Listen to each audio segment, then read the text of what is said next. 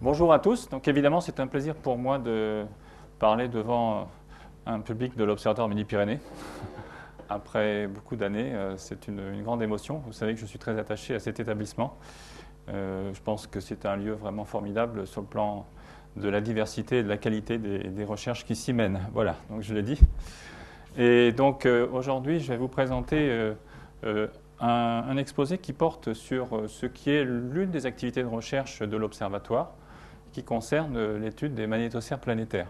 C'est une activité que j'ai commencée ici, vraiment, puisqu'avant, à Paris, comme l'a dit Yves, c'est là qu'on s'était rencontrés, je crois.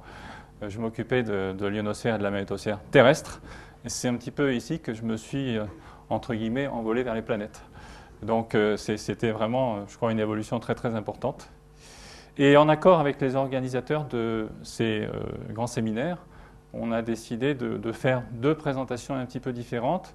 Donc aujourd'hui, ce matin, je vais vous parler plus des magnétosphères planétaires en relation avec Cassini-Huygens, parce que l'étude des magnétosphères est l'un des sujets de Cassini-Huygens. Et ce soir, ça sera plus, je dirais, l'actualité brûlante. Donc on va parler des résultats de l'étude de Titan en particulier et des derniers résultats de Huygens, dont nous avons vécu l'aventure avec beaucoup d'émotion pour un certain nombre d'entre nous le 14 janvier dernier. Alors donc, commençons sur ce premier exposé. Les magnétosphères planétaires, ce sont ces espèces de bulles magnétiques au sein desquelles un certain nombre de nos planètes du système solaire sont abritées. Et il se trouve que la sonde Cassini-Huygens, dans son trajet vers Saturne et dans le système solaire, a traversé un certain nombre de ces mondes magnétiques.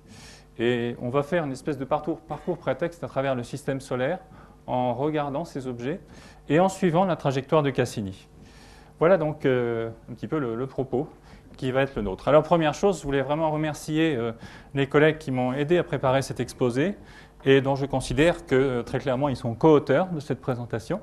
Il s'agit de Katia Ferrière, du laboratoire d'astrophysique de l'Observatoire, Nicolas André, donc, qui est postdoc-test au CESR, et Philippe Louarn, qui anime l'équipe, le département de système solaire du CESR. Et puis bien sûr, tous mes collègues qui travaillent avec moi sur ce sujet des magnétosphères planétaires. Et je pense tout particulièrement à Sylvestre Maurice, qui a été très très important dans le développement de ce sujet ici, et à Étienne Pallier, qui est également dans la salle ici, mais je vous vois mal, donc il est dans la salle, et qui fait un travail énorme pour développer les outils d'analyse qui nous permettent de faire cette science. Donc merci à tous. C'est grâce à eux donc, que je vais pouvoir vous présenter ce que j'ai préparé aujourd'hui. Alors, un petit peu d'histoire, parce que je pense que c'est toujours important de voir comment les recherches que nous conduisons aujourd'hui sont enracinées dans l'histoire. Et je voulais remonter un petit peu en arrière, en fait, au XVIIe siècle. Alors, je ne sais pas si vous avez en mémoire ce qu'a été le XVIIe siècle. Ça a été un siècle de rupture scientifique extraordinaire, et en particulier pour l'astronomie et pour la compréhension que nous avions du monde autour de nous. Au XVIIe siècle, ça commence avec évidemment Galilée. Et Galilée, vous savez que c'est le premier qui a utilisé les nouvelles percées de l'optique pour prendre un télescope et le pointer vers les astres. Et l'une des premières choses qu'il a vues, bien sûr, ce sont les planètes géantes, Jupiter et Saturne en particulier. C'est lui qui a vu autour de Jupiter qu'il y avait 4 petits satellites qu'on appelle encore aujourd'hui les satellites galiléens. Donc il a découvert un monde avec un objet central et des petites planètes en somme qui tournaient autour. Et ça a joué un rôle considérable dans cette idée que le système solaire lui-même avait des répliques à l'intérieur même du système solaire avec des petits sous-systèmes solaires. Donc ça a aidé, je crois, à faire émerger cette idée aussi du système héliocentrique, que nous étions dans des systèmes planétaires semblables. Quelques années plus tard, donc, les astronomes rentrent dans la course pour observer le mieux possible ces systèmes. Et parmi ceux qui ont gagné cette course, il y a deux personnages qui sont très importants pour nous et évidemment pour la mission Cassini-Huygens, parce qu'ils sont les premiers explorateurs en fait, de ce système de Saturne. Ce sont donc Christian Huygens et Jean-Dominique Cassini. Alors Christian Huygens, c'est un astronome hollandais, et c'est à lui que l'on doit la première observation de Titan, cet objet qui nous fascine encore aujourd'hui. Il a fait quelque chose de plus, Huygens, c'est que contrairement à Galilée qui au départ avait observé les anneaux de Saturne mais qui n'avait pas compris que c'était des anneaux, lui il a dit qu'il s'agissait effectivement d'anneaux qui faisaient tout le tour de la planète. Et il a à peu près compris comment ces anneaux pouvaient fonctionner avec un certain nombre de particules qui les composaient. Jean-Dominique Cassini, alors un grand personnage de l'astronomie du XVIIe siècle, c'était un Italien qui a été, je dirais, acheté quelque part par le roi Soleil pour venir fonder l'Observatoire de Paris. Cassini s'est installé à Paris, il a construit l'observatoire et parmi les découvertes qu'il a faites à cette époque, il faut signaler les 4 satellites, les 4 petits satellites de Saturne, Japet, Rhéa, Thétis et Dione, qui sont ce qu'on appelle aujourd'hui les 4 satellites de glace.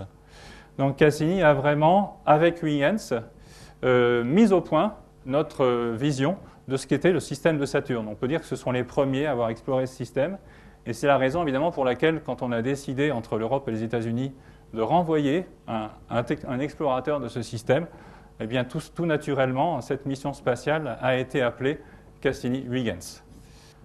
Voilà un petit schéma qui vous montre une gravure de l'époque, la façon dont Cassini a observé Saturne le 21 mars 1684 à l'Observatoire de Paris. Alors vous voyez que c'était une méthode d'observation évidemment qui nous amuse aujourd'hui, mais qui à l'époque était ce qu'on appelle sur le front de la technologie. Il avait fait venir d'Italie une lentille de 20 cm, qui était la meilleure lentille qu'on connaissait à l'époque. Il l'avait accrochée à une corniche de l'observatoire. Et évidemment, on ne pouvait pas faire des tubes aussi longs, donc il avait eu l'idée, comme les focales étaient très longues à cette époque, de se placer dans la cour. Et avec une feuille de papier en fait, qui déplaçait dans la cour, il a cherché la projection dans le plan focal de Saturne. Et donc, il a réussi ainsi à détecter en fait, ces satellites. Et vous avez ici, extrait du cahier d'observation de l'observatoire de l'époque, un petit dessin de la main de Cassini qui montre la planète Saturne avec les 2 premiers satellites qu'il avait déjà détectés et les 2 suivants qu'il a détectés ce jour-là. Donc voilà comment on observait à l'époque. Il n'y avait pas encore les CCD évidemment et l'informatique derrière, mais on avait énormément d'informations dans les cahiers d'observation. Alors il y a une autre chose que Cassini a faite un petit peu plus tard et qui va nous orienter tout doucement vers le sujet que je voulais traiter maintenant, qui est celui des aurores polaires et de leur relation avec les planètes. Cassini a découvert en 1683 un phénomène céleste qu'on appelle la lumière zodiacale. Alors vous devez savoir ce que c'est. C'est en fait une lumière qui court le long de l'écliptique, que l'on n'observe qu'assez près du Soleil et dans des conditions assez difficiles, puisqu'il faut évidemment que le Soleil soit caché. Donc on l'observe essentiellement au crépuscule et à l'aube, au moment où le Soleil est derrière l'horizon, dans des conditions de ciel très clair. Cette lumière zodiacale, on sait aujourd'hui bien sûr qu'il s'agit d'un disque de poussière qui emplit le plan équatorial, enfin l'écliptique du système solaire, et qui est le produit, disons, des débris, des collisions qui se produisent entre tous les objets qui se baladent au voisinage de cette écliptique. Mais à l'époque, Cassini n'avait pas du tout donné cette interprétation-là, qui est la bonne, et il avait dit que pour lui, c'était quelque chose qui était l'extension dans le système solaire de l'atmosphère du Soleil. Donc pour lui, c'était la preuve que le Soleil avait une atmosphère et que cette atmosphère emplissait tout l'espace. Et quelques temps après, eh bien, cette découverte a été réinterprétée par un autre scientifique que je vais donc vous présenter et qui est quelqu'un qui s'est intéressé, l'un des premiers, au phénomène de l'aurore polaire. Alors l'aurore polaire, j'en ai sélectionné quelques images et vous en avez une ici qui est particulièrement belle, je crois. Cette image a gagné un concours de photos d'aurore polaire en Finlande il n'y a pas très très longtemps. Et ces aurores, bien évidemment, on sait depuis longtemps et puis surtout depuis le XXe siècle qu'elles sont effectivement une manifestation directe de l'interaction de la haute atmosphère de la Terre avec le milieu interplanétaire et les effets de l'activité solaire. Mais évidemment, à l'époque, c'était quelque chose de très mystérieux. On ne comprenait pas ces aurores. On ne savait même pas à quelles altitudes elles étaient situées, entre quelques kilomètres et quelques centaines de kilomètres. Et il a fallu attendre le XXe siècle pour mieux comprendre cela. Donc évidemment, il y en avait toute une série de représentations plus ou moins fantastiques de ces aurores. Et il fallait une vraie rupture scientifique pour essayer de développer une théorie de ce qu'elles étaient vraiment. Alors il y a un personnage qui a joué un rôle très très important dans cette époque, qui est un autre scientifique français, Jean-Jacques d'Orthous de Méran, qui a été secrétaire perpétuel de l'Académie des sciences et qui en 1733 donc peu de temps après Cassini, écrit le premier, on peut dire, traité physique et historique de l'aurore boréale. Donc dans ce bouquin que j'ai consulté, il y a toute une série de choses qui sont passionnantes. D'abord, évidemment, une énumération des observations d'aurore dans l'histoire, donc dans les enregistrements des observateurs d'un petit peu tous les pays. Et puis, il y a une première tentative de donner une théorie, une explication de ce que sont les aurores boréales. Et ce qui est amusant, c'est que Jean-Jacques de Mairan a rebondi en fait sur la découverte de la lumière zodiacale par Cassini, en disant « Nous baignons dans une extension de l'atmosphère du Soleil. Cette extension de l'atmosphère du Soleil, elle vient jusqu'aux confins de l'atmosphère terrestre. Et de temps en temps, cette atmosphère solaire, qui évidemment a une essence, comme on disait à l'époque, un peu particulière, balance des bouffées qui tombent dans l'atmosphère de la Terre, et la combustion de l'atmosphère terrestre réagissant avec l'atmosphère solaire donne naissance aux aurores polaires. Donc c'était vraiment, c'est une théorie fausse bien sûr, mais elle avait quelque chose de vrai, c'est que c'était la première fois qu'on disait les aurores polaires sont le produit de l'interaction de l'atmosphère du Soleil avec notre atmosphère. Ça c'est vrai dans un sens, à condition bien sûr de le qualifier. Donc voilà, Jean-Jacques d'Orthous de Mairan, à l'époque, donne cette explication. Et on est encore dans le schéma gravitation, donc c'est une explication à partir de la théorie de la gravitation universelle, qui est la théorie dominante à l'époque. On essaie de tout expliquer avec la gravitation. Donc étape importante, même si elle est fausse. Et par contre, bien sûr, il faut aller évoluer après vers quelque chose qui soit vraiment une explication scientifique avec la bonne interaction. Alors la bonne interaction physique qui explique l'aurore boréale, ça n'est pas la gravitation, a priori, en tout cas elle est secondaire, c'est l'électromagnétisme. Et je voulais vous parler d'un autre personnage qui a joué un rôle très important dans l'élaboration des théories modernes des aurores polaires, qui est Christian Birkeland. Alors je ne sais pas si vous connaissez Christian Birkeland, c'est un personnage que j'aime beaucoup. C'est un Norvégien qui a vécu à la fin du 19e siècle et au début du 20e, et qui est vraiment le premier à avoir établi une théorie à peu près exacte des aurores polaires. Alors, Birkeland a fait énormément de choses. La première, c'est qu'il est parti avec une équipe d'observation s'installer au sommet d'une montagne en Norvège du Nord, à 2000 mètres d'altitude, pas loin de Tromsø, là où il y a le radar IS-4 aujourd'hui.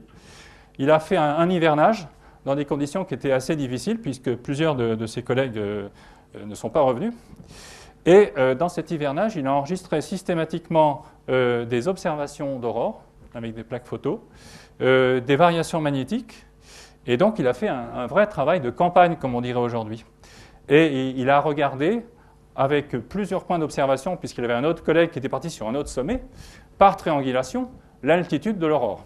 Donc il a réussi à démontrer que les aurores étaient effectivement à une altitude d'environ 100-110 km, ce qui était quand même très très important, ça permettait de les localiser.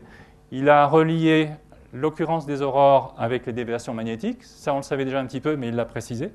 Et puis il a eu l'idée aussi de regarder dans l'histoire la relation entre les observations d'aurore relatées par les observateurs et le nombre de taches solaires. Et ce diagramme-là montre très très clairement qu'effectivement, la probabilité d'apparition des aurores au cours du temps, vous voyez, de 1780 à 1880, suit le nombre de taches solaires. Alors, il a fait un traité à l'époque qui relatait cette première observation et il l'a soumis à un certain nombre de lieux savants, dont là, je le précise pour la petite histoire, et puis parce qu'on va faire un petit cocorico, était donc l'Académie des sciences française et l'autre était la Royal Society anglaise.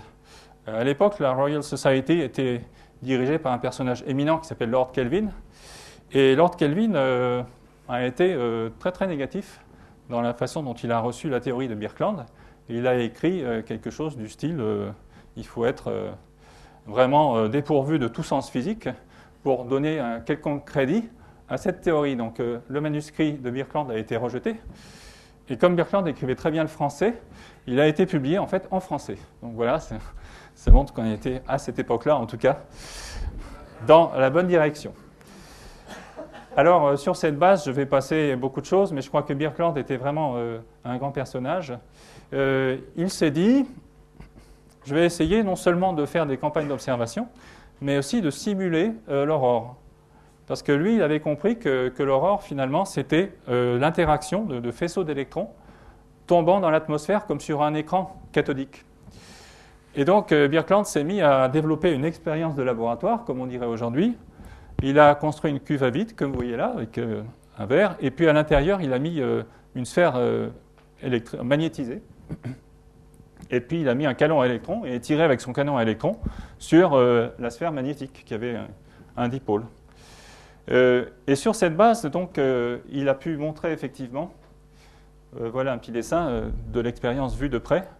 Vous voyez la sphère magnétique ici et le canon à électrons qui envoie par là évidemment les électrons qui arrivent, que par l'effet de la déflexion du champ magnétique sur les électrons incidents, eh bien, les électrons étaient tout naturellement conduits à tomber non pas sur l'équateur, mais au voisinage des deux pôles, qui étaient les deux endroits où, effectivement, en se guidant le long des lignes de force magnétique, les électrons pouvaient accéder à cette sphère.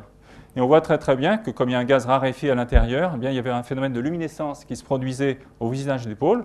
Et franchement, c'est quand même la meilleure démonstration d'une première théorie expérimentale, cette fois-ci, de l'aurore polaire. C'est comme ça que ça marche, effectivement. Il y a des particules chargées qui arrivent de l'extérieur. Elles butent sur le champ magnétique, elles sont déviées vers les pôles, elles tombent, elles interagissent avec le gaz raréfié qui est là, ça fait de la luminescence, et c'est ça qui fait l'aurore polaire. Donc là, vraiment, tiens, il a déjà cassé mon truc. Là, vraiment, on voit qu'il avait mis le doigt sur l'essence du phénomène. Il avait résolu aussi un problème que notre ami de Méran n'avait pas très très bien résolu, qui était d'expliquer pourquoi diable cette atmosphère du Soleil, elle tombait uniquement sur les pôles. Elle ne tombait pas au voisinage de l'équateur. Alors il avait dit, ah oui, mais c'est parce qu'il y a de la centrifugation, donc bon, ça ne marchait pas très bien. Voilà donc un petit peu le début de cette science aurorale. Et Birkeland s'en est pas limité à cela. Il a fait après, pris par cette espèce de fantastique mouvement d'explication de l'ensemble du système solaire par l'électromagnétisme, c'était le défaut inverse, il a essayé de faire toute une série de démonstrations avec cette expérience qui s'appelle Terrella sur les phénomènes physiques du système solaire, dont la plupart étaient des explications fausses, mais par contre, celle qui porte sur les aurores était la bonne. Je dis au passage que Birkeland est quelqu'un qui a fait ce que l'on appellerait aujourd'hui la valorisation. Vous connaissez ce terme sûrement parce qu'on nous en parle de plus en plus dans les laboratoires. Il a fait la valorisation puisque c'est lui qui a fondé la société Norsk Hydro. Il a développé et déposé un brevet de synthèse électrolytique des nitrates. C'était un grand enjeu à l'époque pour l'agriculture en particulier. Il a également développé un projet d'un canon électromagnétique. Alors, je vous passe le détail qu'il a essayé de vendre à Krupp juste avant la guerre. Ça, c'était peut-être pas une idée géniale. Ça n'a pas marché d'ailleurs. Il a un jour réuni un aéropage avec des généraux, ainsi de suite. Bon, l'idée, c'était d'avoir un canon dans un tube et par un effet d'accélération électromagnétique, il éjectait évidemment le projectile vers l'extérieur. Alors, le canon a explosé le jour de la démonstration. Et malheureusement, donc, la belle idée de notre ami Birkeland est resté dans les cahiers d'expérimentation.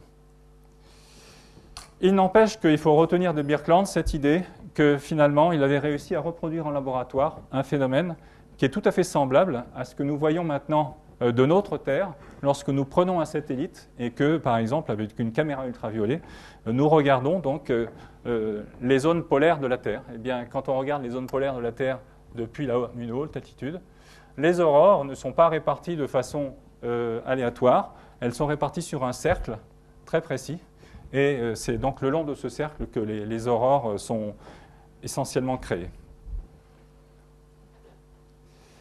Alors, pourquoi est-ce qu'effectivement les aurores boréales existent? Alors, une petite aparté physique très rapide.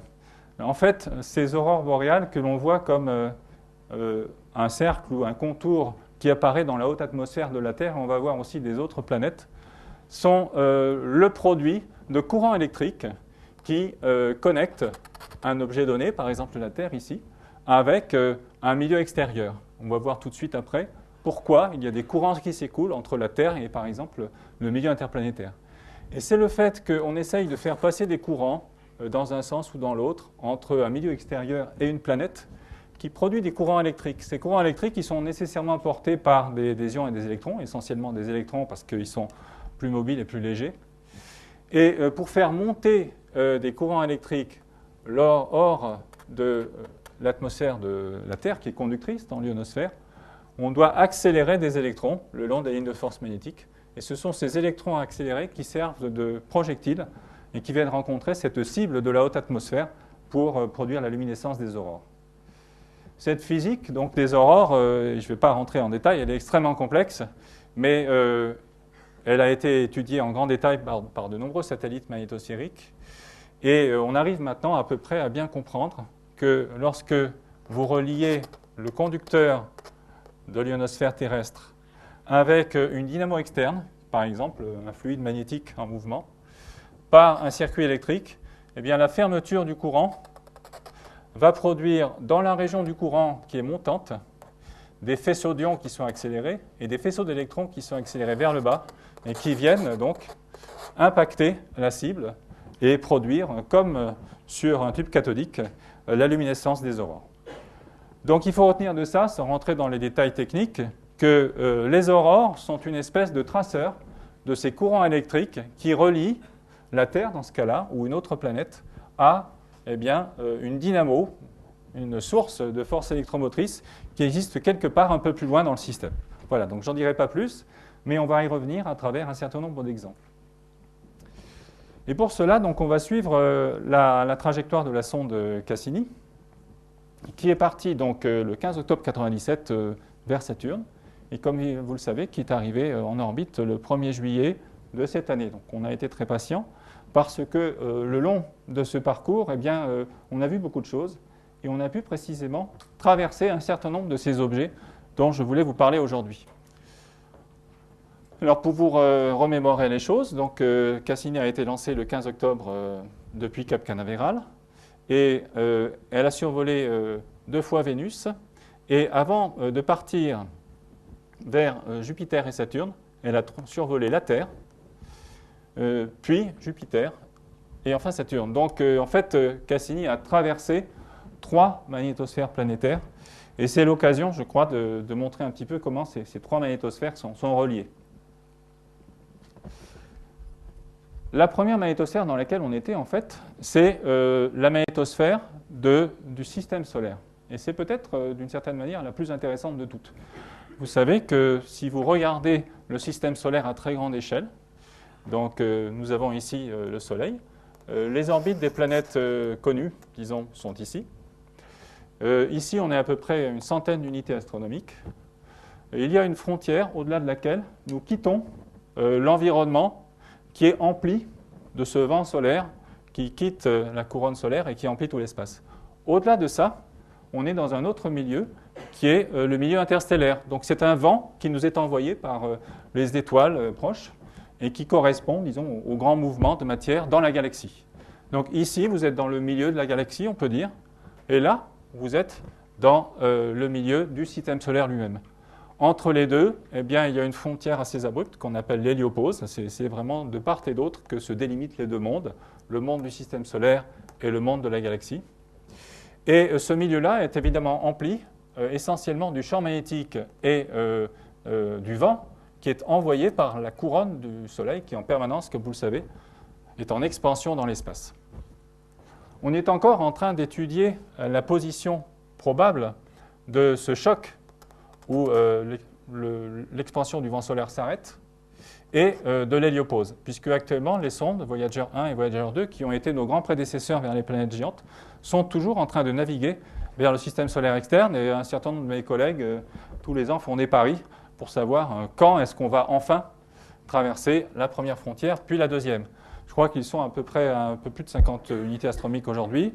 L'année dernière, il y avait eu des signes qui semblaient donner une indication que ça y est, on avait traversé cette première frontière, qui était donc le choc terminal du vent solaire. Apparemment, il n'y a pas eu de consensus là-dessus, donc il semblerait qu'on ne l'ait pas encore traversé, et on attend toujours. En tout cas, ce qui est clair, c'est que les deux sondes, par hasard, je dirais, se dirigent dans la direction de l'amont de l'arrivée du vent interstellaire, et que donc, a priori, on devrait finir par traverser ce monde et donc observer pour la première fois le milieu extérieur au système solaire lui-même. Alors, quand ça sera, je pense, dans les 10 ans qui viennent. On attend toujours. Évidemment, ça sera un grand événement scientifique. Ce milieu interstellaire, il est extrêmement riche et extrêmement intéressant. Il y a des ions et des électrons, donc c'est ionisé. Il y a tout le gaz neutre de la galaxie, celui à partir duquel toutes les étoiles se forment par effondrement. Il y a des poussières. Les poussières interstellaires, vous savez qu'elles sont très très importantes pour comprendre l'évolution chez la galaxie et pour comprendre aussi le matériau à partir duquel on fabrique les systèmes planétaires et les planètes. Tout ça arrive vers nous. Et je voulais simplement signaler, avant d'aller plus loin, que Cassini avait apporté sa contribution à ce travail d'étude de l'héliosphère, puisque au cours de sa trajectoire, qui est représentée ici, vous voyez Cassini ici quittant la Terre, passant à Jupiter le 30 décembre 2000 et arrivant vers Saturne, il se trouve que Cassini était exactement dans la direction opposée à l'arrivée des hydrogènes et des héliums, donc du vent neutre, qui arrivent du milieu interstellaire. Ces particules neutres, évidemment, ne voient pas le champ magnétique du système solaire lui-même, donc elles pénètrent librement. Et en fait, elles sont déviées uniquement par deux forces, la gravitation du Soleil, qui agit sur toutes, et puis la pression de radiation du Soleil. Alors, il se trouve que pour l'hydrogène et pour l'hélium, ça a deux effets contraires. Sur l'hélium, il n'y a pas de raie de résonance particulière, donc la pression de radiation est faible. Et pour l'essentiel, l'hélium est focalisé, comme on dit, par l'effet de la gravitation du Soleil. Et on trouve en aval de l'arrivée de ce vent d'hélium ce qu'on appelle un cône de focalisation. Donc il y a un endroit où, a priori, la densité des héliums est beaucoup plus importante. Donc on devrait le voir. Et puis deuxième chose, l'hydrogène, lui, par contre, il a des raies de résonance très importantes qui correspondent à des raies solaires, en particulier le Lyman alpha. Et quand vous faites le bilan des forces, il se trouve que l'hydrogène, lui, il est repoussé par le Soleil. Donc il est dévié vers l'extérieur et on doit trouver au contraire un trou par rapport à ça. Alors Cassini, à travers une méthode d'observation que je ne vais pas détailler parce que c'est trop technique, a pu effectivement mettre en évidence cette traversée du cône de focalisation de l'hydrogène et de l'hélium. Donc en quelque sorte faire du travail sur la physique de cette interaction entre le vent interstellaire, l'héliosphère et l'intérieur du système solaire. Cassini a également détecté toute une série de poussières interstellaires et les a analysées. Donc là aussi, on a des informations sur la composition chimique des poussières interstellaires. Voilà, donc c'est tout ce que je dirais sur l'héliosphère. Et je vais revenir maintenant aux magnétosphères planétaires. Et on va procéder en deux actes. Il nous reste deux actes dans ce petit drame-là. Le premier, c'est de vous parler donc, des magnétosphères du type terrestre, comme la Terre. Et puis ensuite, on va regarder la magnétosphère de Jupiter et la magnétosphère de Saturne. Et vous allez voir qu'elles correspondent à des organisations physiques assez différentes. Alors, les magnétosphères en translation. L'exemple type, c'est celle de la Terre. Ça fait bien sûr des décennies que les spécialistes des plasmas spatiaux étudient la magnétosphère de la Terre, puisqu'il y a eu énormément de satellites qui ont observé ce milieu in situ. Et si on veut résumer, disons, l'essence de la physique qui est liée à cet objet-là, c'est un diagramme que j'ai emprunté à Katia Ferrière. Ça consiste à regarder la physique d'un aimant, en somme, qui est en translation par rapport à un fluide conducteur. L'aimant, c'est l'aimant terrestre, bien sûr, vous l'avez ici, qui a une extension naturelle dans l'espace. Mais cette extension est limitée par le fait qu'il y a en amont de la Terre, du côté du Soleil, le vent solaire, donc un jet de particules chargées qui emporte son propre champ magnétique en plus, ce qui complique les choses, et qui vient buter sur l'aimant terrestre. Donc l'histoire physique de la magnétosphère de la Terre, c'est cette histoire de l'interaction d'un aimant donc, terrestre, planétaire, avec un écoulement de plasma, qui est le jet de plasma que le vent solaire nous envoie en permanence. Alors qu'est-ce que produit cette physique ? Au premier ordre, ce que l'on sait, c'est que ce jet de plasma qui est conducteur va confiner l'extension de cet aimant à l'intérieur d'une cavité, c'est ça qu'on appelle la magnétosphère. L'écoulement en amont, du coup, va être dévié autour de cet obstacle.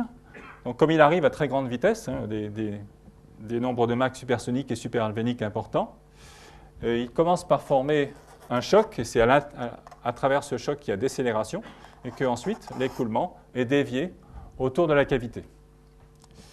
Donc ça, je dirais, c'est l'essentiel de la physique de cet objet.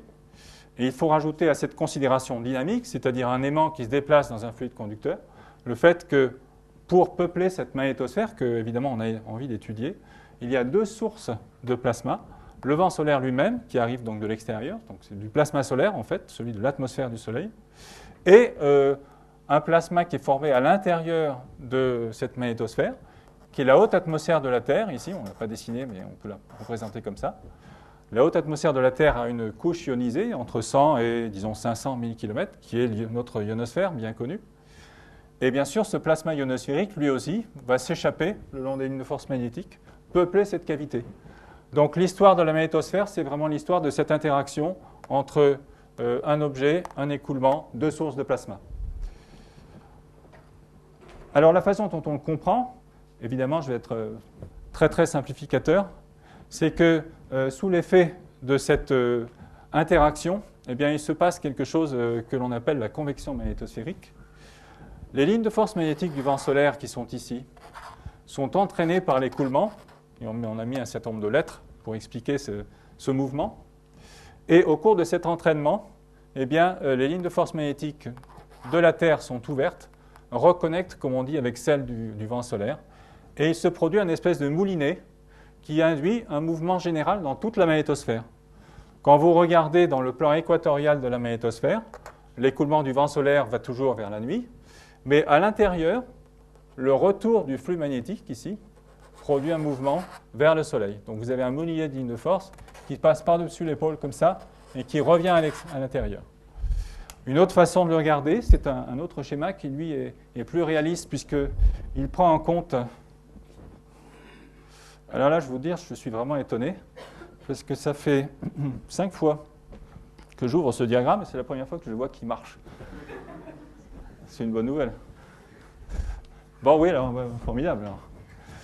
Donc, vous voyez exactement ce qui se passe lorsque, effectivement, les lignes de force magnétique solaire arrivent pour interagir avec le champ magnétique terrestre.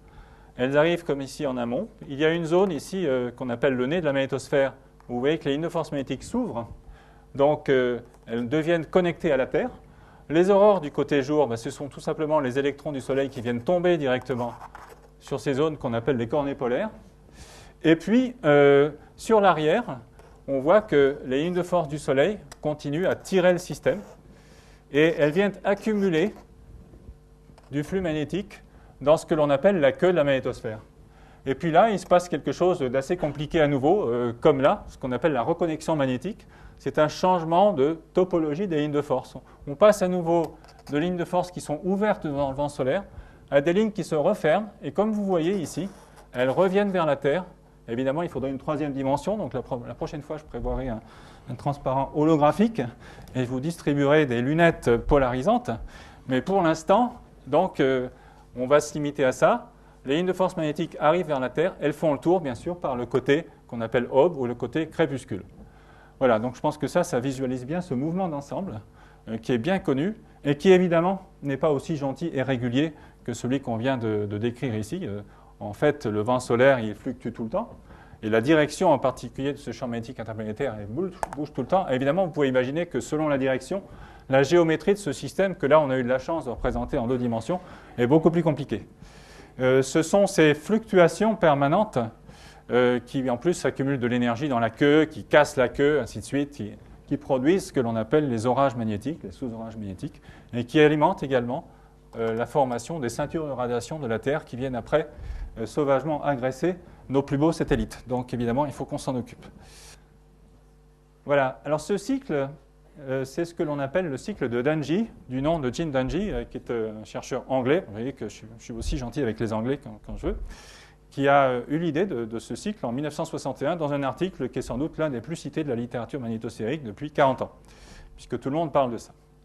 Donc la Terre, on comprend à peu près comment ça marche. Évidemment, il y a beaucoup de physique fine qui nécessite une analyse approfondie, et c'est l'objet d'une mission comme Cluster. Mais la suite de cela, c'est au fond d'essayer de voir si, à proximité, il y a des magnétosphères qui seraient semblables, mais qui permettraient en même temps de modifier les conditions de l'expérience. Alors, il y a un candidat qui est vraiment extraordinaire pour nous, c'est Mercure, parce que vous allez sur Mercure, c'est une planète beaucoup plus petite. Vous trouvez également un noyau métallique important qui produit un champ magnétique dans l'espace. Par contre, le corps solide de Mercure occupe une fraction beaucoup plus importante de la cavité magnétosphérique parce que cet aimant est assez faible. Et donc le vent solaire sur Mercure, premièrement, il s'approche beaucoup plus près de l'obstacle. Vous voyez que l'encombrement, si je puis dire, de l'objet planétaire est beaucoup plus important. Et deuxièmement, il y a quelque chose de très important qui est différent sur Mercure, même si la morphologie, que d'ailleurs on a dessinée ici au passage, à partir de 2 passages de sondes interplanétaires, donc c'est quand même limité, est a priori semblable. Ce qui est très différent, c'est que, comme vous savez, la planète Mercure n'a pas d'atmosphère, ou elle a une atmosphère extrêmement ténue, uniquement une atmosphère qui est produite par désorption des ions du vent solaire et des UV sur la surface. Il y a un régolithe essentiellement, et puis un régolithe qui dégaze vaguement. Donc pour nous magnétosphéristes, il y a quelque chose qui est très intéressant dans Mercure, c'est que ça nous permet de changer de façon importante un des éléments essentiels des conditions expérimentales de réalisation de la magnétosphère terrestre, c'est qu'on enlève l'ionosphère. Alors je ne sais pas si vous savez faire ça, mais c'est quand même une aubaine formidable. On peut enlever l'ionosphère et voir si ça marche encore de la même manière, en particulier le cycle de Dungy. Ben oui, on peut, à condition d'aller voir Mercure. Donc c'est ça qu'on va faire. Il y a une sonde qui s'appelle Bepi-Colombo, c'est un projet de l'Agence spatiale européenne, qui devrait partir vers les années 2009-2010 et arriver sur Mercure, parce que le voyage est long, vers 2014. Mais donc restez avec nous et à partir de 2014, on aura donc une idée beaucoup plus précise de la façon dont fonctionne une magnétosphère sans ionosphère. Et il y a plusieurs choses qu'on se demande évidemment. Est-ce que l'ionosphère joue de la même manière sur la régulation de ce fameux cycle de Dungy? Est-ce qu'il y a aussi des orages et des sous-orages magnétiques comme dans le cas de la Terre? Parce que dans le cas de la Terre, on a développé des théories où la cassure de la queue magnétique était complètement liée à des décharges de courant à travers l'ionosphère. Alors évidemment, on se dit, enlevant l'ionosphère, est-ce que ça va marcher de la même manière? Voilà, question ouverte. Et puis, bien sûr, dernier point, il y a toute une physique de l'interaction des plasmas et du champ magnétique avec la surface qu'on ne peut aller étudier que sur Mercure dans un premier temps, mais qui est assez semblable à ce que l'on va trouver, par exemple, dans le système solaire externe, dont on va parler tout de suite après. Voilà un petit schéma un peu compliqué sur cette interaction. Vous voyez que dans le cas de Mercure, on a un méga-régolithe et un régolithe avec une couche d'échange. Cette couche d'échange, elle est frappée en permanence par des ions et les photons solaires.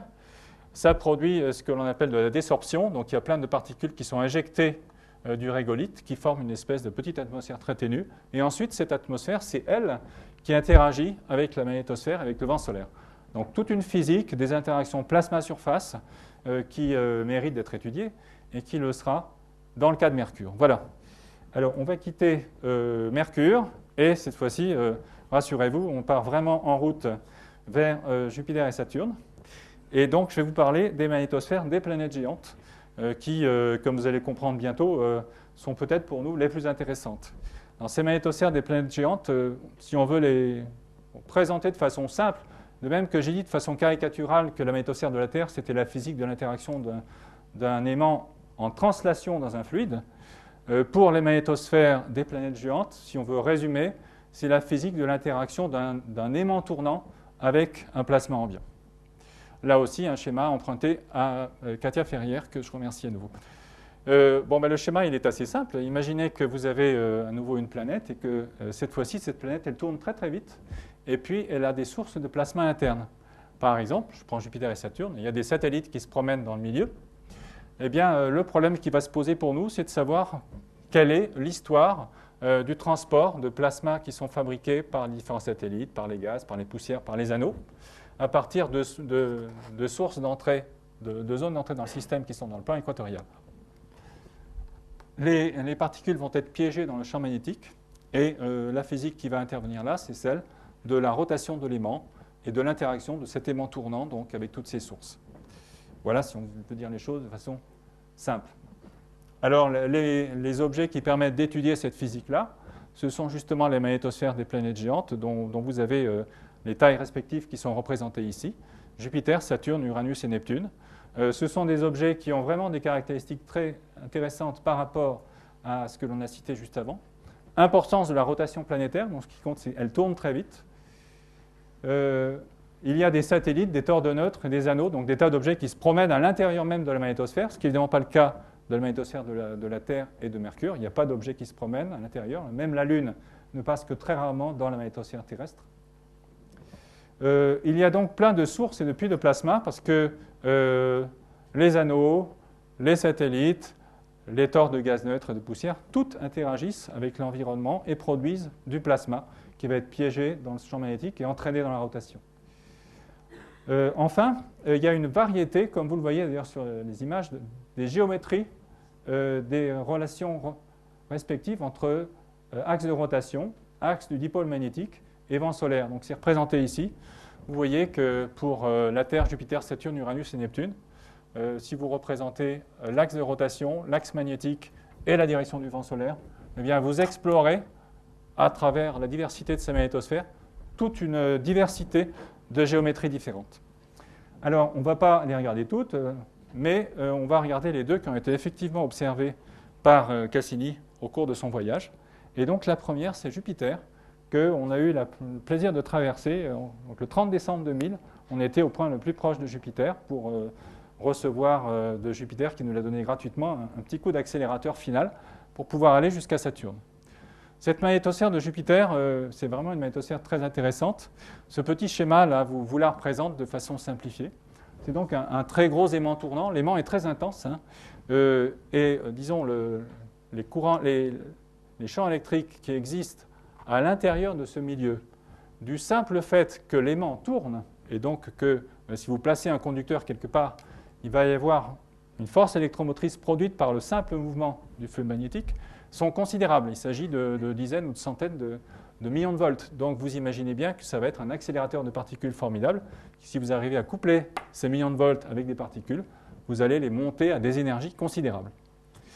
Se promènent dans le système 4 satellites qui sont les fameux 4 satellites du Galilée, donc découverts en 1609. On les revoit et aujourd'hui, ils sont devenus des objets extrêmement intéressants. Et en particulier, le plus proche de la planète, à peu près 6 rayons, c'est le satellite Io. Et Io donc, est un objet qui domine complètement la dynamique de la magnétosphère de Jupiter pour des raisons que l'on va voir tout de suite après.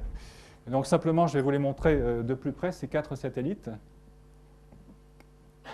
Donc Io, ici, Europe, Ganymède et Callisto, donc les 4 satellites qui avaient déjà été découverts par Galilée en 1609. Et qui sont, je le dis au passage, vraiment un paradis, à mon avis, pour les géophysiciens, puisque un volcanologue, évidemment, il va s'intéresser à Io, c'est le système volcanique le plus actif du système solaire. Un océanographe devrait s'intéresser, ou un glaciologue surtout, devrait s'intéresser à Europe, puisque Europe, on pense que c'est en fait un objet qui est entouré d'une banquise permanente, sous laquelle se trouve probablement un océan subglaciaire. Et alors ensuite, je vous passe les délibérations physiques ou fantasmes des uns et des autres sur le fait que cet océan pourrait être peuplé. En tout cas, il existe des conditions favorables à l'émergence d'une chimie prébiotique. Ganymède, qui est un objet qui nous a beaucoup surpris, puisque en fait, il est magnétisé, et il y a une petite magnétosphère de Ganymède qui est plongée dans la grande. Et puis Callisto, qui est peut-être un peu moins intéressé les gens, mais qui est également un objet donc, très intéressant. Alors, ces 4 objets donc, interagissent avec le champ magnétique de Jupiter, comme on vient de le voir. En particulier, Io, que vous avez ici avec des images de Galiléo et au-dessus des images de Cassini, est un objet donc, qui est criblé de cônes volcaniques et qui envoie en permanence donc, un gaz riche en effluves organiques qui va ensuite se répandre dans tout le système jovien. Alors, quand vous faites le bilan de ça, eh bien, vous apercevez que Io produit indirectement environ 1 tonne par seconde de matériau qui va rentrer dans la magnétosphère de Jupiter à 6 rayons et qu'il va falloir, d'une manière ou d'une autre, évacuer vers l'extérieur. D'où le problème, bien sûr, de l'aimant tournant. Alors, revenons à nos aurores. Bien, justement, les aurores sont une belle façon, dans le cas de Jupiter, de comprendre ce qui se passe et en particulier de trouver la trace des courants électriques qui vont relier les différents objets qui sont au voisinage du plan équatorial de Jupiter avec la haute atmosphère et l'ionosphère de Jupiter. Ceci, c'est une image des aurores polaires de Jupiter qui a été prise par le télescope spatial Hubble. Alors j'adore cette image, je ne vous le cacherai pas. C'est assez remarquable parce qu'on y voit énormément de choses si on sait lire les aurores. Alors qu'est-ce qu'il y a là-dessus? Alors premièrement, vous remarquerez ces trois petits points. Eh bien ces trois petits points, ce sont tout simplement les pieds magnétiques des satellites Io, Europe et Ganymède. Donc, vous prenez en fait ce petit point brillant qui est vu par le télescope Hubble, vous calculez la ligne de force magnétique qui passe par là, et paf, ça tombe juste sur Io. Et donc évidemment, ça tourne à la vitesse orbitale de Io, et de même pour les autres. Donc ça trahit, je dirais, le fait que chacun de ces satellites est couplé par un courant électrique à l'atmosphère de la planète Jupiter elle-même. Alors ensuite, à l'intérieur, vous avez des structures beaucoup plus diffuses, dont l'histoire, ou plutôt l'analyse, nous a montré quelles étaient celles qui étaient sans doute analogues de la Terre. Donc ici, on a des structures diffuses qui sont reliées en fait à l'interaction de Jupiter avec le vent solaire directement. Et puis vous allez me dire, entre les deux, qu'est-ce qu'il y a? Alors effectivement, entre les deux, c'est cette fameuse cette aurore polaire permanente de Jupiter qui fait tout le tour. Et on va voir qu'elle est reliée à un phénomène qui est interne à Jupiter, qui est la rupture du disque de plasma qui est confiné à l'intérieur de cette cavité. Alors je vais essayer de vous expliquer d'où ça vient. Premièrement, pour ce qui concerne Io, vous avez ici un petit dessin qui vous montre qu'à droite, donc Io, qui se promène autour de Jupiter sur orbite, interagit en permanence avec l'aimant magnétique jovien qui tourne lui très très vite, en 10 heures. Et donc il y a un phénomène du type d'une interaction magnétosphérique, mais sans le champ magnétique, où le plasma piégé dans l'aimant magnétique jovien vient buter sur l'obstacle, le contourne, et donc il y a toute une interaction qui entraîne en particulier du plasma, donc qui arrache du plasma à Io. C'est ça qui répand finalement les gaz volcaniques ionisés de Io dans tout le système jovien. Puis quand vous regardez dans ce plan, qui est un plan donc méridien passant par l'axe magnétique, vous voyez que Io, qui est ici, donc, et qui produit en permanence ce tore de gaz que l'on voit, interagit avec la haute atmosphère, tout simplement parce que, à cause de son ionosphère, Io est conducteur. Le conducteur, traversant ce champ magnétique tournant, produit une différence de potentiel, elle est de l'ordre de 200 kV, et ces 200 kV vont entraîner donc un courant électrique qui se referme le long des lignes de force magnétique dans l'atmosphère de Jupiter. Et la partie des courants qui est montante est liée à des électrons accélérés qui vont produire ce spot auroral des satellites. Ensuite, une autre conséquence de ça, c'est que ce plasma qui rentre au niveau de l'orbite de Io, eh bien, il va avoir tendance à déformer par centrifugation les lignes de force magnétique. Alors ça, c'est la partie qui est un petit peu compliquée de cet exposé, donc je vais essayer de l'expliquer. Si vous chargez un aimant avec du plasma dans le plan équatorial et que vous faites tourner très très vite l'aimant, vous imaginez qu'effectivement, dans les raisonnements de la MHD, on va avoir tendance à déformer les lignes de force magnétique qui piègent ce plasma comme des élastiques. Et c'est comme ça qu'on va créer, au voisinage du plan équatorial, donc une lame de plasma qui va s'étendre vers l'extérieur. Évidemment, ça se produit par une déformation des lignes de force magnétique. Et c'est l'un des travaux de Katia Ferrière et Nicolas André qui permet de montrer que dans l'analyse de ce qu'ils appellent le mode de quasi-interchange, c'est l'un des modes MHD fondamentaux se produisant dans ce cas-là, qui correspond à cette déformation des tubes de force magnétique sous l'effet donc, de la pression et de la gravité, enfin de la force centrifuge. Il y a un autre problème qui se pose, c'est que si vous fabriquez en permanence du plasma, même à un taux de 1 tonne par seconde qui est énorme, évidemment le plasma ne peut pas s'accumuler indéfiniment. Donc il faut expliquer comment le plasma qui est fabriqué ici va pouvoir être évacué vers l'extérieur du système. Alors ça se passe par un mécanisme qui est l'équivalent, c'est expliqué ici, de ce qui se passe dans un fluide sous l'effet de la gravité, un fluide normal, non pas MHD cette fois-ci. Quand vous mettez donc un fluide lourd sur un fluide léger, eh bien évidemment, il va y avoir un mouvement de convection qui va faire que, par Rayleigh-Taylor, le fluide lourd va tomber au fond et le fluide léger va surnager. L'équivalent dans la physique magnétosphérique, c'est que sous l'effet de la force centrifuge et dans un aimant tournant, les tubes de force les plus lourds qui sont produits à l'intérieur par l'accumulation du plasma lié à IO vont finir par dériver vers l'extérieur par l'équivalent du mouvement donc, de convection que l'on appelle le quasi-interchange de type 1. C'est représenté ici. Un tube empli de plasma voisinant moins rempli de plasma vont interagir sous la forme d'une espèce d'ébullition, en somme, pour que les tubes les plus lourds partent vers l'extérieur. Donc ce phénomène d'échange de tubes de flux va petit à petit redistribuer le plasma de l'endroit où il est fabriqué vers l'extérieur. Voilà, j'espère que je n'ai pas trop déformé cette explication physique un peu compliquée. Mais c'est fondamental donc, pour à peu près comprendre ce qui se passe dans ce système. Alors ensuite, donc, il y a ce disque qui se forme, qui va très très loin dans le système jovien. Et ce qu'il faut savoir simplement, c'est que c'est une des choses qui nous intéresse beaucoup dans l'étude de ce système, c'est que ça a des analogies astrophysiques, et en particulier dans les étoiles magnétiques, et au moment de la formation des disques au sein desquels se fabriquent les planètes, on sait qu'on a des problèmes de transport de matière de l'intérieur vers l'extérieur ou le contraire. Le disque de Jupiter a des analogies avec cette situation. On sait que ce disque, il tourne à la vitesse de rotation de la planète jusqu'à une certaine distance et qu'ensuite, il se met à prendre sa propre inertie, à tourner plus lentement. Donc, il y a ce que l'on appelle un problème de transfert du moment angulaire. Et la façon dont ce moment angulaire est transféré, c'est via des boucles de courant électrique qui prennent du moment angulaire sur la planète et qui le redistribuent dans le disque. Ça marche bien parce que vous imaginez que les lignes de force magnétique sont en somme ancrées dans le conducteur, mais jusqu'à une certaine distance où l'inertie du plasma va prendre le dessus. Alors, d'après ce que l'on sait, eh bien, cette aurore permanente de Jupiter correspond à la distance où on passe du régime où tout le plasma tourne en rotation rigide avec l'aimant jovien à un régime où, au contraire, le plasma commence à suivre sa propre inertie. Voilà, donc là aussi, quelque chose de très intéressant et qui a des implications du point de vue étude d'un système astrophysique et du transfert de moment angulaire dans un système astrophysique magnétisé.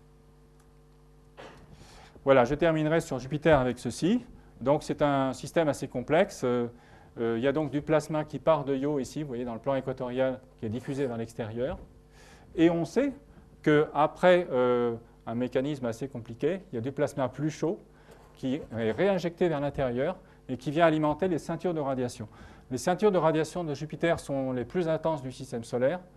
Cassini a pu en faire la cartographie en regardant le rayonnement synchrotron lié aux électrons qui tournent dans ce champ magnétique. Donc ça, c'est une carte en fait, qui a été réalisée par la grande antenne de Cassini, pointant vers Jupiter et faisant, vous le voyez, un balayage systématique pour regarder le rayonnement synchrotron. Et on voit très très bien donc, ce rayonnement synchrotron qui est lié à des électrons qui sont piégés dans le champ magnétique près de la planète et qui est l'une des caractéristiques très intenses, très importantes du système de Jupiter. Au passage, les ceintures de radiation de Jupiter sont l'un des grands éléments limitants pour aller explorer ce système, puisque quand vous allez vers l'intérieur du système, vous tombez sur des doses de rayonnement extrêmement importantes qui font que les composants électroniques, pour la plupart d'entre eux, ont des durées de vie de quelques mois au moins. Donc, évidemment, ça nous pose un problème du point de vue exploration. Voilà donc pour ce système jovien. Alors j'en viens, donc je vais passer là-dessus parce que c'est un peu compliqué. J'en viens à Saturne, et on va donc finir sur Saturne. Saturne est donc le système vers lequel, depuis le début, on a cherché à naviguer. Donc à partir du printemps 2001, nous ne tournions plus nos regards vers Jupiter, c'était du passé, et on arrive sur Saturne. Alors Saturne, c'est un système qui est, au fond, le plus complexe, et c'est ça qui nous intéresse, puisque comme vous voyez ici, il y a les anneaux, bien entendu, bien connus quand même, l'objet le plus spectaculaire de Saturne. Et puis il y a toute une série de satellites, Mimas, Encelade, Tétis, Hélione, Rhea, donc des petits satellites de glace. Et enfin, quand vous regardez donc, toute la famille des satellites de Saturne, il y en a plus d'une trentaine, hein, donc on n'en a mis que quelques-uns. Il y a beaucoup de petits-enfants qu'on n'a pas pu mettre sur la photo. Il y en a un quand même qui évidemment nous saute aux yeux par sa taille, c'est Titan. Et Titan est totalement singulier dans ce système de Saturne. Il a à peu près la taille des satellites galiléens. Premièrement, parce qu'il est beaucoup plus gros que les autres, donc on se demande pourquoi, évidemment. Et deuxièmement, parce qu'il a une atmosphère très épaisse. Et il est le seul, non seulement dans le système de Saturne, mais également dans le système solaire externe, à être un satellite qui a réussi à capter une atmosphère épaisse. Ça fait partie donc du mystère de cet objet, mystère que Huygens en particulier est allé essayer d'éclaircir. Alors la première chose qu'on a fait quand on avait quitté l'environnement josien, évidemment, c'était de commencer à s'intéresser au fonctionnement de cette magnétosphère. Et avant d'arriver, il n'y avait qu'une façon de le faire, c'était de commencer à regarder les aurores. Donc voir comment les aurores de Saturne, cette fois-ci, fonctionnent. Alors voilà un schéma qui a été préparé par Nicolas André et qui vous montre justement la méthode expérimentale, on peut dire. Le télescope spatial Hubble, à la fin de l'année 2003 et en 2004, a observé en campagne les aurores de Saturne. Donc vous les voyez ici, elles sont très spectaculaires. Et en même temps, Cassini, qui naviguait vers Saturne, mais qui était dans le vent solaire, pouvait observer localement, in situ, les caractéristiques du plasma du vent solaire. Donc on pouvait faire comme pour la Terre, mesurer le vent solaire et voir son effet sur la magnétosphère de Saturne et sur les aurores. Et puis l'autre chose que Cassini peut faire, c'est écouter les émissions radio, car Saturne, comme Jupiter, est aussi un émetteur radio. Quand vous corrélez l'intensité des aurores de Saturne avec l'intensité de l'émission radio, vous voyez que ça marche très très bien. Les deux choses marchent ensemble, l'émission radio et l'émission lumineuse. Et en même temps, ça marche également avec la pression dynamique du vent solaire qui est mise ici en bleu clair. Donc on a pu démontrer que pour l'essentiel, ou pour une grande partie en tout cas, les aurores de Saturne étaient contrôlées directement par le vent solaire, ce qui n'est pas le cas, comme on a vu, de Jupiter. Donc déjà une première différence avec Jupiter. Ensuite, donc, on a regardé bien sûr de beaucoup plus près les aurores de Saturne. Vous en avez ici quelques exemples, des images du télescope Hubble qui montrent que ce sont des aurores très dynamiques. Ça change tout le temps et il y a des moments où c'est stable, avec un cercle un petit peu comme sur Terre. Il y a des moments où c'est très intense et où ça rentre à l'intérieur.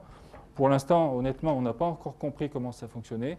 Par contre, ce que l'on est en train de faire actuellement, c'est de regarder des séquences d'observation au cours desquelles on a à la fois des images d'aurores successives pour des jours qui suivent et les observations de Cassini qui montrent ici les émissions radio et là les caractéristiques du vent solaire à bord de la sonde.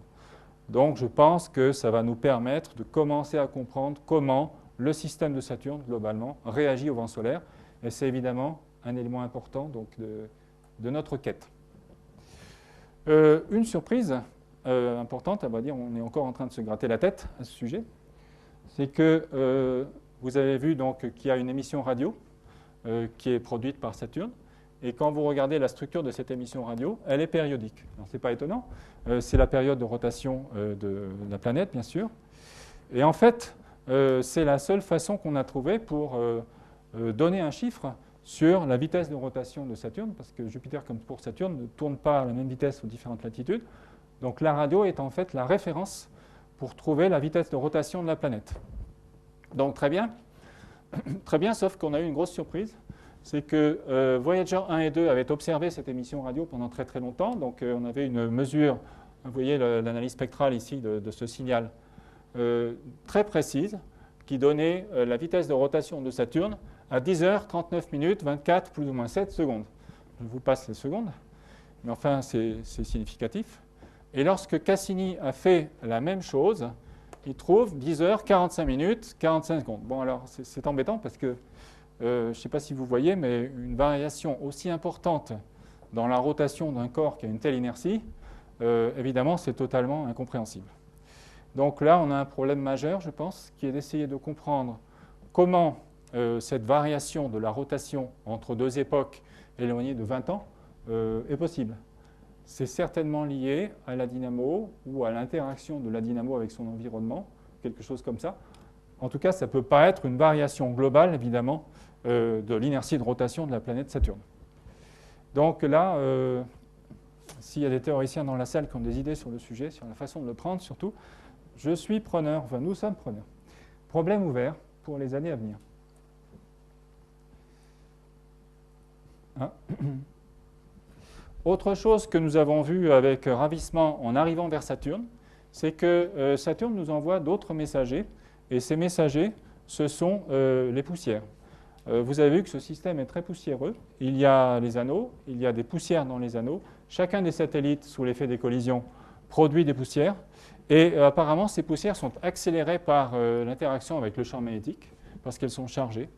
Et quand on est arrivé un petit peu avant la pénétration dans le système de Saturne, eh bien, on a pu effectivement détecter avec le détecteur de poussière de Cassini un certain nombre d'impacts de poussière. Ils sont ici listés au cours du temps pendant l'année 2004, dans la période donc avant la mise en orbite et ensuite après la mise en orbite.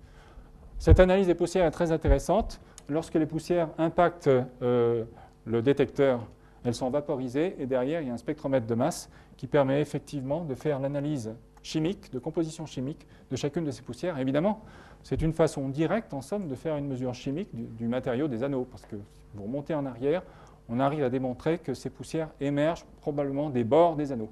Donc on est en train vraiment de faire de l'analyse chimique directe du bord du matériau des anneaux de Saturne. Une autre chose que l'on peut voir avant d'arriver, c'est que Saturne est un système qui est en fait empli de gaz. Et ici, vous avez une observation qui a été faite avec l'instrument UVIS, donc le spectromètre ultraviolet, spectromètre imageur. Bon, c'est un petit peu bruité, mais enfin l'essentiel de ce qu'il faut retenir, c'est qu'on voit en fait une émission de luminescence de l'oxygène. Donc il y a de l'oxygène libre atomique qui est en orbite autour de Saturne et qui est extrêmement abondant. En fait, la densité des neutres dans la magnétosphère de Saturne est beaucoup plus importante que la densité de l'ionisation. Donc pour nous, c'est un phénomène un petit peu inhabituel. On est en fait dans une magnétosphère où le plasma est dominé par les neutres. En fait, on a une espèce de nébuleuse gazeuse à l'intérieur duquel se trouve le plasma. Voilà, alors 21 juin 2004, on approche plus que 6 millions de kilomètres. Évidemment, la tension monte puisque la séquence d'insertion orbitale était une séquence critique. Voilà une superbe photo des anneaux, je ne pouvais pas évidemment m'empêcher de vous la montrer. C'est une photo en vraie couleur, cette fois-ci elle n'a pas été arrangée. Elle montre tout le détail de la structure des anneaux qu'on peut accueillir à travers évidemment les caméras de l'orbiteur. Et enfin, donc, eh bien, voilà, on était là pour vraiment comprendre cette magnétosphère. Alors, ce qui en fait la complexité, bien sûr, c'est le fait que justement, à l'intérieur même de cette magnétosphère que vous avez ici, il y a des anneaux, il y a les satellites. Tous ces satellites dégazent et produisent du plasma. Il y a le tore de Titan et Titan lui-même, qui a priori doit produire là aussi un énorme tore de gaz qui va alimenter cette magnétosphère. Ça, c'était l'image que nous avions avant l'arrivée. Une image aussi de l'intérieur de ce système, où on voit qu'au niveau des anneaux et des satellites, ici, eh bien, on est dans un système où il y a beaucoup de gaz, beaucoup de poussière. Il y a la surface des satellites. Et tout ça interagit avec les particules chargées qui sont piégées dans ce champ magnétique. Donc, c'est ce qu'on appelle un système multiphasique. C'est un lieu très intéressant pour comprendre les interactions plasma, neutre, surface, solide, dans un environnement astrophysique. Et évidemment, ça a beaucoup d'intérêt pour comprendre d'autres milieux, en particulier le milieu interstellaire et les environnements circumstellaires et protostellaires. 1er juillet, donc l'insertion orbitale, donc une manœuvre au cours de laquelle on a traversé 2 fois les anneaux, comme vous vous souvenez, qui a parfaitement marché. Alors on en est fort heureux, évidemment. Et donc j'ai repris une diapo qui a été assemblée par Nicolas et qui montre justement là comment on peut utiliser l'ensemble des instruments qui sont à bord de la sonde Cassini, je vais le montrer tout de suite après, pour caractériser cette première traversée de la magnétosphère. Alors je vais aller à l'essentiel. On voit les variations des différentes composantes du champ magnétique. Donc évidemment, quand on s'approche de la planète, l'intensité du champ augmente, on va vers le centre de l'aimant, et puis ensuite on en sort. Je ne rentrerai pas dans le détail.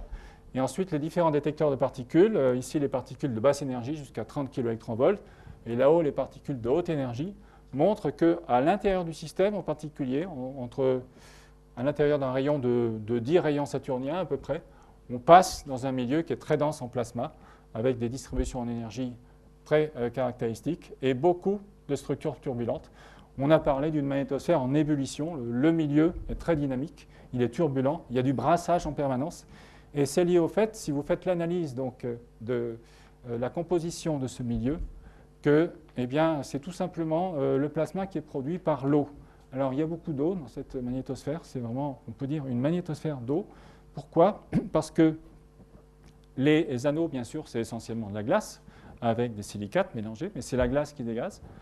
Les satellites de glace, évidemment, ont une surface faite de glace d'eau pour l'essentiel. Et donc tout ça nous envoie dans le système de Saturne une quantité très énorme de molécules d'eau qui sont ensuite photolysées. Donc à partir de H2O, vous faites du O qui se recombine en O2, vous faites du OH.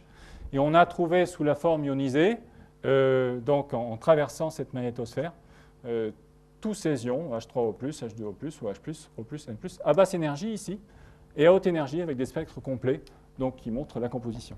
Donc voilà une magnétosphère qui est vraiment produite par tous les effets consécutifs au dégazage de la glace d'eau, de toutes les particules qui se promènent à l'intérieur. Je vais terminer cette présentation avec cette diapositive, là aussi préparée par Nicolas, qui montre, je dirais, la puissance de la méthode d'observation de Cassini. Donc Cassini, je ne vous l'avais pas encore montré, donc c'est une sonde interplanétaire, la plus grosse jamais construite. Elle fait 5 mètres de haut. Il y a 12 instruments à bord. Et on a pris l'exemple des anneaux qui sont traversés ici, puisque c'était une séquence tout à fait unique. C'est la seule fois où on aura traversé les lignes de force magnétique conjuguées aux anneaux, pour illustrer la façon dont la combinaison de l'ensemble des instruments de Cassini permet de porter des regards complémentaires sur un phénomène physique particulier. Ici, évidemment, les anneaux qui nous intéressent tous. Alors, vous avez de ce côté-là de l'orbiteur ce que l'on appelle les instruments de télédétection, donc en fait les caméras, quoi. Et les caméras et des spectroscopes, on en a dans toute une série de longueurs d'onde. Alors ici, de 1, 2, 3 et 4, voilà les 4 images qui sont produites par 4 instruments différents. CIRS, c'est un télescope en infrarouge lointain. Et en infrarouge lointain, ce que vous avez là ici, reconstitué en fausse couleur, c'est quelque chose qui est une représentation des températures de surface des anneaux. Donc vous avez un thermomètre, en somme, qui vous donne la température des anneaux, qui est fonction évidemment de leur équilibre thermique.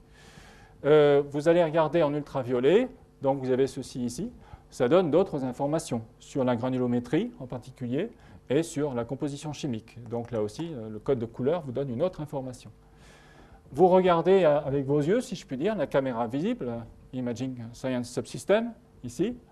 Là, vous avez vraiment les anneaux tels que vous pouvez les voir dans la lumière naturelle de l'œil humain. Et puis enfin, en infrarouge proche, là aussi, on peut observer des choses différentes, et en particulier, dans l'infrarouge proche, c'est là que vous avez les bandes d'absorption des minéraux, et donc ça donne des indications sur la composition chimique de surface des anneaux, et on peut dire des choses sur la proportion de glace et de silicate dans les anneaux en fonction de la distance. Vous voyez que ce n'est pas homogène. En fonction de l'endroit où on est dans les anneaux, on a plus ou moins de glace et plus ou moins de silicate dans ce qui apparaît à la surface. Et puis de l'autre côté, donc, ce qui nous intéresse, nous, je dirais plus magnétosphéristes, avec les instruments de plasma, qui vous ont montré, on a pu observer une ceinture de radiation qui est à l'intérieur des anneaux, qui est piégée, qu'on ne connaissait pas. Quand on a traversé les anneaux eux-mêmes avec le détecteur de plasma froid, on a vu qu'il y avait du plasma produit par les anneaux et qu'en particulier, il se développait dans les gaps des anneaux, qui étaient plus intenses. Qu'à haute énergie, par contre, il y avait une vraie coupure, parce que quand on traverse les zones conjuguées aux anneaux, toutes les particules énergétiques disparaissent, donc elles sont vraiment absorbées par les particules des anneaux. Et puis, enfin, donc, quand on regarde le plasma de très basse énergie, on peut trouver un certain nombre de molécules qui sont produites par la désorption des anneaux. Voilà donc un exemple, disons, d'une observation par Cassini d'un phénomène sous toute une série de regards différents. Et je crois que c'est vraiment ça la science intéressante qu'on va faire avec Cassini. Ce n'est pas seulement regarder instrument par instrument comme on a trop tendance à le faire, c'est vraiment regarder avec tous les instruments de Cassini un même phénomène sous une variété d'approches. Je voulais signaler que l'une des choses que l'on fait ici, donc dans le cadre CESR, OMP et avec le CNES, c'est de développer une base de données qui va permettre à n'importe quel expérimentateur d'aller regarder simultanément tous les instruments plasma au cours d'une même séquence d'observation pour relier entre eux l'ensemble des phénomènes. Et c'est justement ce projet que Étienne Pallier, en particulier, développe avec nos collègues du CNES. Je voulais vous parler de Titan quand même pour conclure. Titan, évidemment, interagit lui aussi avec la magnétosphère de Saturne. Et je voulais montrer une observation qui a été faite par ce que l'on appelle la caméra à atomes neutres énergétiques. Il s'agit d'atomes qui sont produits par l'interaction entre le plasma de la magnétosphère de Saturne et la haute atmosphère de Titan. Et donc, quand on a survolé pour la première fois de près Titan et qu'on a traversé son ionosphère, donc c'était le 28 octobre 2004, cette caméra, qui pour l'essentiel détecte ces atomes neutres de haute vitesse qui sont produits par cette interaction, nous a produit cette image. C'est en particulier Yanis Dandouras au CESR qui a obtenu cette image. Et elle est remarquable parce qu'elle montre justement la position de cette espèce de couronne d'atomes neutres par rapport à Titan. Et elle donne des informations extrêmement riches sur la physique de l'interaction entre le jet de plasma qui est piégé dans la magnétosphère de Saturne et Titan. On peut par exemple évidemment trouver les points de basse et de haute altitude de cette interaction et les relier avec des modèles. Et je voulais terminer avec ça. En 1999, donc, Kader Amsif au CESR avait fait un travail de thèse sur la simulation de cette interaction. Et bon, on a été très très content de voir que l'image qui avait été simulée et prédite donc en 1999, il y a plus de 5 ans, au cours de cette thèse, Kader Amsif est maintenant ingénieur au CNES, correspondait à peu près exactement à ce qu'on a observé ce jour-là. Je peux vous dire qu'on était content que la prédiction soit aussi près de la réalité. Et évidemment, la confrontation de la prévision du modèle avec l'observation permet de caler les paramètres du modèle. Voilà, alors pour conclure cet exposé, l'histoire ne fait que commencer. On est en orbite autour de Saturne depuis le 1er juillet. On va continuer pendant au moins 4 ans, et je pense plus, parce que la mission est un succès total pour l'instant. Vous voyez qu'il est prévu, en ce qui concerne la magnétosphère, ici dans le plan équatorial et ici dans un plan méridien, Soleil, pôle, de faire tout un tour qui va nous permettre non seulement avec les différentes orbites successives de tourner autour de l'objet et de le voir sous toutes les faces, mais en plus, plusieurs fois à la fin de la mission, de passer sur des orbites de haute altitude qui vont permettre vraiment de survoler les pôles et de regarder les deux pôles de dessus. Donc ça devrait être vraiment quelque chose de très complet en tant qu'exploration de la magnétosphère de Saturne. Autour de la mission Cassini-Huygens, on a imaginé de profiter de cette mission qui est un rassemblement extraordinaire de compétences, puisque tout le monde s'intéresse à ce système de Saturne. Je vous ai parlé des magnétosphéristes aujourd'hui, mais les spécialistes des atmosphères, évidemment, sont des fans de Saturne, les spécialistes des surfaces planétaires, de la cosmogonie du système solaire, des anneaux, bien sûr, et de leur dynamique, sont également fascinés. Et puis, il y a tout le problème de Titan. On s'est dit que c'était autour d'une mission comme ça qu'on pouvait essayer de rassembler l'ensemble des planétologues en Europe. Et donc, c'est un travail qu'on a commencé. Je voulais terminer donc, sur cette diapositive qui a été préparée par Christine Guédis, ici présente. Là. Donc, Christine est assise au premier rang. Elle est donc le project scientist d'une structure qui s'appelle Europlanet, qui est maintenant un réseau de la Commission européenne. Donc, on est financé depuis le 1er janvier. Vous avez sur cette diapositive les logos de, j'espère, à peu près tous les instituts membres du réseau Europlanet. Et il y a 40 participants. Et donc, on a bien l'intention de vraiment travailler à faire en sorte que l'ensemble des équipes qui sont impliquées sur Cassini-Huygens travaillent ensemble et que petit à petit, ça permette aussi de construire une vraie communauté européenne d'exploration planétaire de manière à pouvoir ensuite, bien sûr, je ne vous le cache pas, partir vers de nouvelles aventures. Et ça sera l'objet d'un prochain exposé. Voilà, merci beaucoup.